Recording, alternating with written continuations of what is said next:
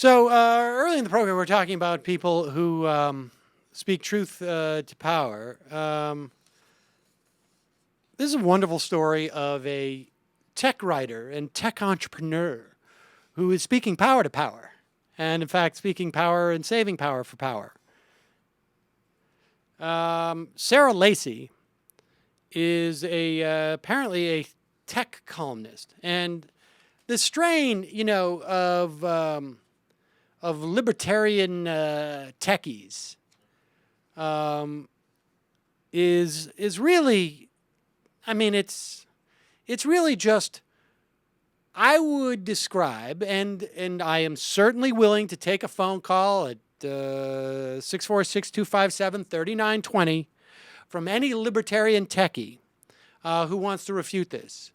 But it seems to me that the difference between the libertarians who usually call this program and one who is sort of an internet entrepreneur is that the internet entrepreneur is generally a little bit more intelligent and also a little bit less politically inclined. And so they're really just shooting off the hip. They're basically like a smarter Adam Carolla,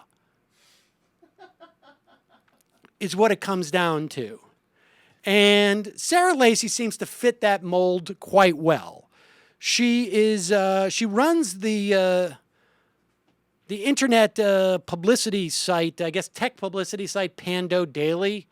It's like a gossip thing, right? She used to be a writer at TechCrunch. She also does PR consulting. Yeah, okay, but then right, she went over and started PandoDaily. Yeah. Okay, and apparently she is very, very upset, or was very upset with the BART strike, where the employees of the mass transit system in the Bay Area, out in San Francisco and Oakland, went on strike. They've since come back to work on a 30-day extension.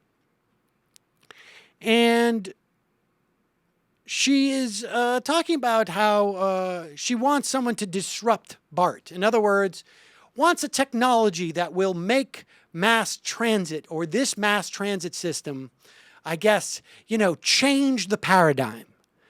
And there is a way to change the paradigm. It's to make it bigger. The fact of the matter is that the paradigm is mass transit. Mass transit is mass transit. Could these things be improved upon? Yes, indeed. Just like every other institution that exists. Usually in the tech world, when they say something like that, in terms of the BART strike, it usually means, let's find a way to automate this so we don't need these menial workers Right, anymore. I guess, indeed. But this is what she told NPR. If I had more friends who were BART drivers, I would probably be very sympathetic to their cause. And if they had more friends... Now, I just want to contemplate that for a moment. In other words, I really only decide who's in my social circle, and that's where my empathies lie. But I'm not in that social circle of people who are making whatever it is, 65 grand a year, I don't know what they make in San Francisco, who are trying to have a middle-class life, who we trust with the lives of literally hundreds of thousands of people daily. I would probably be very sympathetic to their cause. And if they had more friends who were building companies, they would probably realize we're not all millionaires. We're actually working pretty hard to build something. Now, I don't know what the implication is that she thinks that everybody who's building a company, that all the BART people think that everybody who's building a company is millionaires. But there's certainly a ton of millionaires in San Francisco, in the San Francisco area. Certainly, you can see the rise in the price of all sorts of goods, particularly housing in San Francisco, as an example over the past 20 years. We're actually working pretty hard to build something.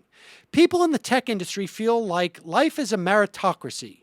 You work really hard, you build something, you create something, which is sort of directly opposite to unions. Now, I understand that she has no friends, obviously, who are in a union. And she doesn't realize that unions built the infrastructure. Members of unions built the infrastructure of just about everything she uses in her daily life.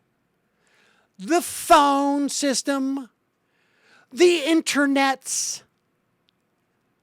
the cars that she drives, the roads that she drives on.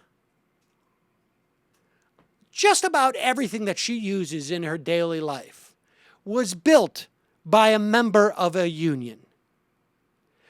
Now, she also, because she has no friends in any unions, apparently doesn't realize that people who work in unions also work hard and also value hard work. And this meritocracy she speaks of. Now, she went to Rhodes University, a private, small liberal arts college, probably not too different than the one that I went to. I don't know whether or not she took student loans out or not. I don't know if she realizes that only that the percentage of people who get to go to a small liberal arts college is infinitesimally small in this country. And I find it hard to believe that everyone who were there is really there based solely on merit, not the capacity to pay, not the luck of who they were, whose family they were born into, not the opportunities they had because of those families they were born into, not because of the color of their skin or because of the relationships that their parents had forged at a time when there was far less competition, not the value maybe that their parents had to send their kids to college and then send their grandkids to college because they worked at a union and built the middle class.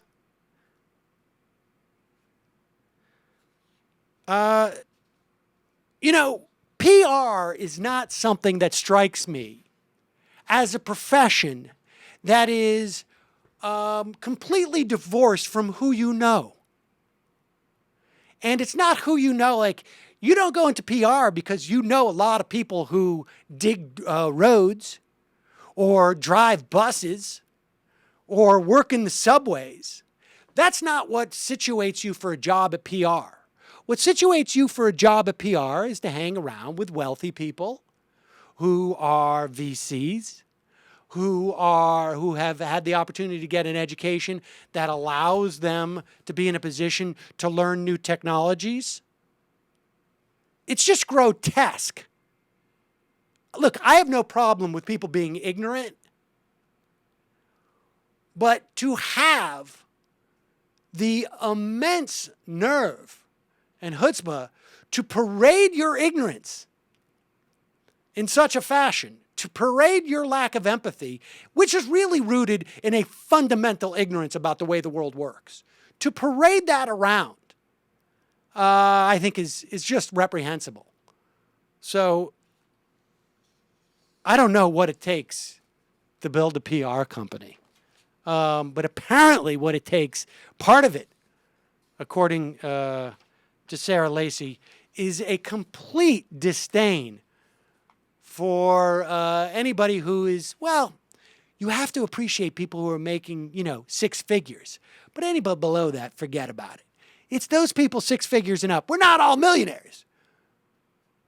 And, you can Google her and see the pictures of her home, wherever she lives. Quite nice. Quite nice. Not a millionaire, maybe. Doing quite well.